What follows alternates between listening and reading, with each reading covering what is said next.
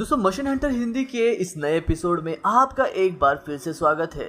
दोस्तों अगर आप मीट मछली खाते हैं तो आपको पता ही होगा कि चिकन और मटन के साथ साथ फिश का मीट भी बहुत ही ज़्यादा फेमस होता है और बहुत बड़े पैमाने पर लोग फिश के मीट को कंज्यूम भी करते हैं। और इसकी बहुत सारी फार्म्स और मीट प्रोसेसिंग फैक्ट्री भी होती है जहां पर खासकर मछलियों को पाला जाता है और फिर उन्हें उनके मीट प्रोसेसिंग करने के लिए फैक्ट्रियों में भेजा जाता है। और आपको बता दें कि इस काम के जरिए लोग लाखों करोड़ों रुपए कमाते हैं।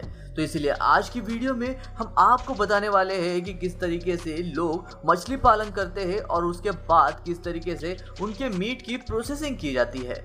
तो इसीलिए आप इस वीडियो को अंत तक जरूर देखिएगा क्योंकि यह वीडियो बहुत ही ज़्यादा मज़ेदार और इंटरेस्टिंग होने वाली है। लेकिन उससे पहले अगर अभी तक आपने हमारे चैनल को सब्सक्राइब नहीं किया हो तो चैनल को सब्सक्राइब करके पास में दिए गए बेल आइकन को दबाकर ऑल का ऑप्शन जरूर सिलेक्ट कर ले। नंबर 1 पर आता है कैटफिश फार्मिंग। कैटफिश यानी कि मांगुर, यह एक ऐसी मछली है जो बहुत ज़्यादा फेमस है और ज़्यादातर लोग इसका सेवन करना पसंद करते हैं और यही वजह है कि इसकी हार्वेस्टिंग और फार्मिंग बहुत बड़े पैमाने पर की जाती है।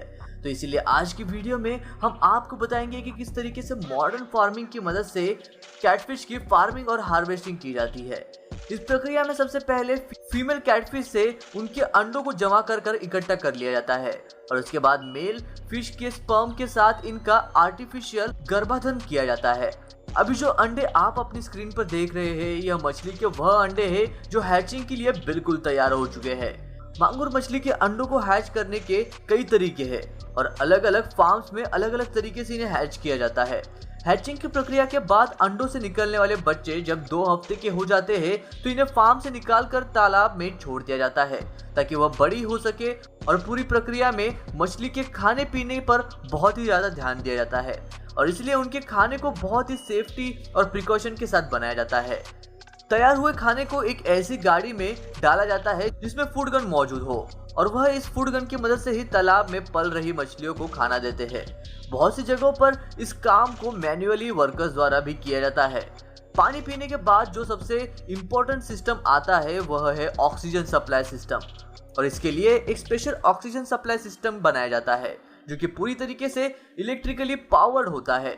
बहुत ही जगहों पर लोग इलेक्ट्रिसिटी की जगह ट्रैक्टर का भी इस्तेमाल कर लेते हैं और आपको बता दें कि तालाब में दिन के समय में ऑक्सीजन सप्लाई दी जाती है और इस प्रक्रिया को तब तक चालू रखा जाता है जब तक मछलियां हार्वेस्टिंग के लिए पूरी तरीके से तैयार न हो जाए। और जब मछलियां हार्वेस्टिंग के लिए पूरी तरीके से तैयार हो जाती है तो फिर बड़े बड़े जाल जेसीबी और उसके टैंकर मशीन की मदद से इन्हें हार्वेस्ट कर लिया जाता है और उसके बाद इन सभी मछलियों को एक साथ फैक्ट्री में लाया जाता है।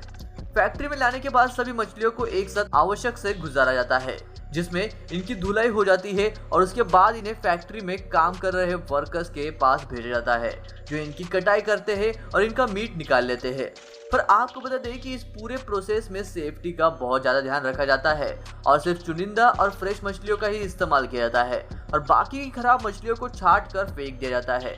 मीट प्रोसेसिंग की प्रक्रिया होने के बाद इन्हें पैकेजिंग स्टेशन पर भेजा जाता है जहां पर लगे ऑटोमेटिक मशीन और वर्कर्स की मदद से इन्हें बड़े बड़े कार्टून्स में पैक करके मार्केट में बेचने के लिए भेज दिया जाता है।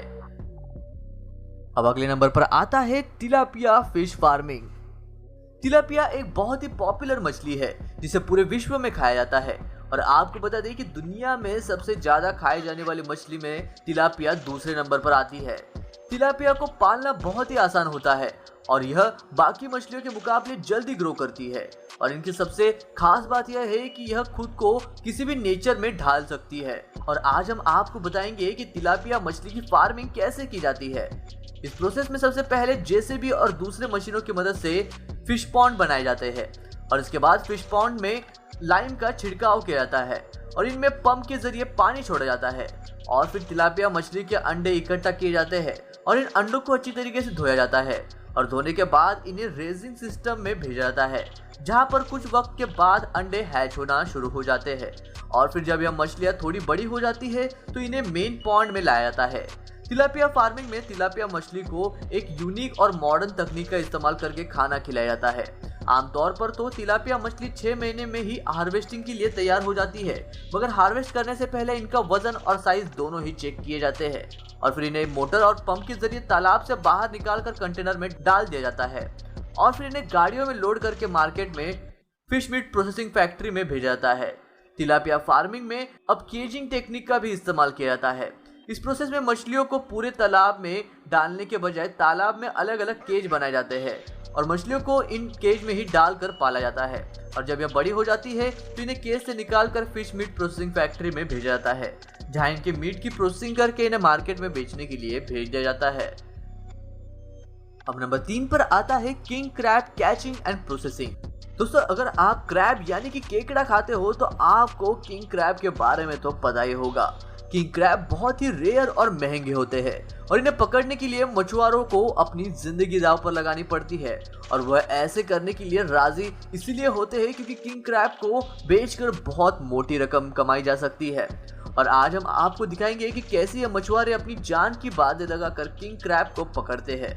इस प्रोसेस में सबसे पहले मॉडर्न क्रैबिंग वेसल पर पॉट को फिल किया जाता है और आपको बता दें कि इन पॉट्स को इस तरीके से डिजाइन किया जाता है कि केकड़े इनके अंदर से भाग ना सके।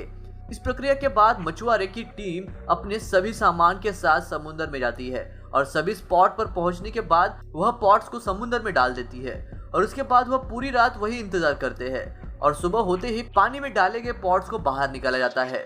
बाहर निकलने के बाद केकड़ों की छटाई की जाती है और उनमें से छोटे छोटे केकड़ों को निकालकर पानी में वापस छोड़ दिया जाता है। दोस्तों, अब तक तो आपको लग रहा होगा कि इसमें खतरा कहाँ है। यह तो बहुत ही सिंपल है। तो आपको बता दें कि ऐसा बिल्कुल भी नहीं है क्योंकि समुद्र में आए दिन आइस स्टॉर्म और साइक्लोन आते रहते हैं और तूफान के वक्त ऊंची ऊंची लहरें कभी भी मछुआरों को समुद्र में खींच सकती है, जिसकी वजह से मछुआरों की जान भी जा सकती है।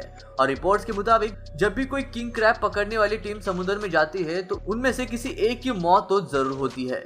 लेकिन दोस्तों, इस काम में पैसा ही इतना होता है कि लोग अपनी जान की बाजी भी लगाकर तैयार हो जाते हैं। इन सभी केकड़ों को पकड़ने के बाद इन्हें इकट्ठा करके फैक्ट्री में लाया जाता है। फैक्ट्री में लाने के बाद इन्हें एक कन्वेयर बेल्ट पर डालकर आगे भेजा जाता है, जहां वर्कर्स इनके पार्ट्स को काट कर अलग कर देते हैं और फिर इन पार्ट्स को आगे एक ओपन एरिया में भेजा जाता है, जहां पर मौजूद वर्कर्स इनकी प्रोसेसिंग करते हैं और फिर इस प्रोसेस मीट को वॉश किया जाता है और वॉश करने के बाद इन्हें पैक करके मार्केट में बेचने के लिए भेज दिया जाता है। अब आखिरी नंबर पर आता है ऑस्ट्रिच फार्मिंग। दोस्तों, ऑस्ट्रिच यानी कि शुतुरमुर्ग दुनिया का सबसे लार्जेस्ट लिविंग बर्ड माना जाता है और यह ज्यादातर अफ्रीका में पाया जाता है, मगर आज यह आपको दुनिया के हर एक कोनों में मिलेगा। इसकी वजह है इनकी फार्मिंग। आज की वीडियो में हम आपको यही बताने वाले हैं कि किस तरीके से ऑस्ट्रिच की कमर्शियल फार्मिंग की जाती है और कैसे उनके मीट, उनके अंडे और उनकी स्किन को एक्सट्रैक्ट किया जाता है। एक अडल्ट शुतुरमुर्ग तकरीबन 2.4 मीटर लंबा और 100 किलो वजनी होता है। फीमेल ऑस्ट्रिच बैचेस में अंडे देती है और वह एक बैच में लगभग 20 अंडे देती है। और अगर आपको पता ना हो तो ऑस्ट्रिच के अंडे दुनिया में सबसे बड़े अंडे माने जाते हैं। अब हम देखेंगे कि कैसे कमर्शियल फार्मिंग में उनके अंडों को हैच किया जाता है। हैचिंग की प्रक्रिया के लिए कमर्शियल फार्मिंग में मॉडल इंक्यूबेटर का इस्तेमाल किया जाता है। इंक्यूबेटर में अंडों को रखने के बाद 40 से 45 दिनों में यह अंडे हैच हो जाते हैं और इनमें से नन्हे नन्हे ऑस्ट्रिच बाहर निकलते हैं।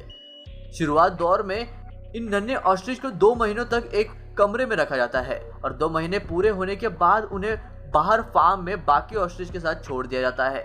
इनका मुख्य आहार सब्जियां और अनाज होता है।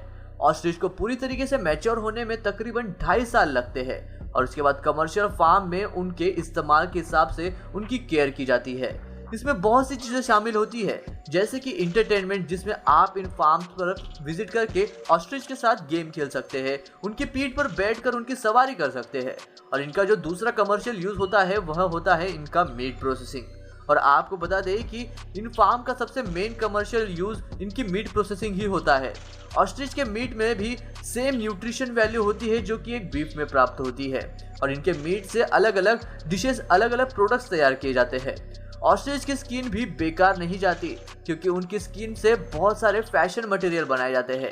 ये मार्केट में हाई डिमांड और हाई प्राइजेस पर बिकते हैं। और इतना ही नहीं बल्कि इनके अंडे के खोखलों को भी लैंप में तब्दील कर मार्केट में बेचा जाता है। यह लैंप अलग अलग डिजाइन और अलग अलग पैटर्न के साथ आते हैं। ऑस्ट्रिच के अंडे की परत इतनी स्ट्रांग होती है कि आप उसके ऊपर किसी भी प्रकार की कारीगरी कर सकते हैं और इसलिए लैंप बनाने वाले कारीगर इस पर अपनी अलग अलग कारीगरी करके अच्छे अच्छे लैंप बनाकर मार्केट में बहुत ज्यादा दाम में बेचते हैं। दोस्तों आज के वीडियो में बस इतना ही। अगर आपको वीडियो अच्छा लगा तो वीडियो को लाइक करें और चैनल को सब्सक्राइब करें। मैं मिलता हुआ आपको ऐसे ही और एक अमेजिंग वीडियो के साथ। तब तक के लिए नमस्कार।